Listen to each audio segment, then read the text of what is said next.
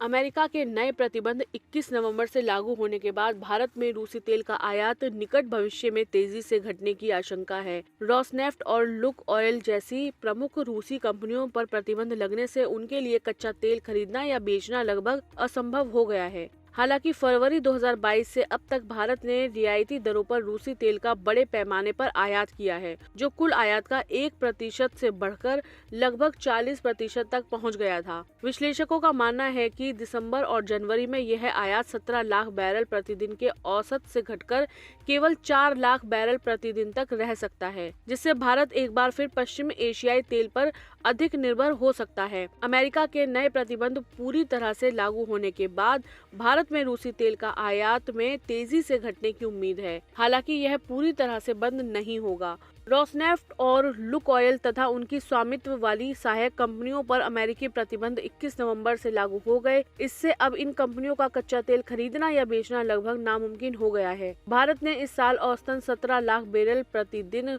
रूसी तेल का आयात किया है। नवंबर में आयात 18 से 19 लाख बैरल प्रतिदिन रहने का अनुमान है, क्योंकि रिफाइनरी सस्ते तेल की खरीद को अधिकतम कर रहे हैं। आगे चलकर दिसंबर और जनवरी में आपूर्ति में स्पष्ट गिरावट आने की उम्मीद है। विशेषज्ञों के अनुसार यह घटकर लगभग 4 लाख बैरल प्रतिदिन तक रह सकता है। परंपरागत रूप से पश्चिम एशियाई तेल पर निर्भर भारत ने फरवरी 2022 में यूक्रेन पर हमले के बाद रूस से अपने तेल आयात में काफी वृद्धि की। पश्चिमी प्रतिबंध और यूरोपीय मांग में कमी के कारण रूस से तेल भारी छूट पर उपलब्ध हुआ। परिणाम स्वरूप भारत का रूसी कच्चा तेल आयात कुल आयात का 1% से बढ़कर लगभग 40% तक पहुंच गया। नवंबर में भी रूस भारत का सबसे बड़ा आपूर्तिकर्ता बना रहा, जो कुल आयात का लगभग 1/3 है। प्रतिबंधों के लागू होने से Reliance industries, HPCL, Mittal energy और मैंगलोर रिफाइनरी जैसी कंपनियों ने फिलहाल रूसी तेल का आयात रोक दिया है।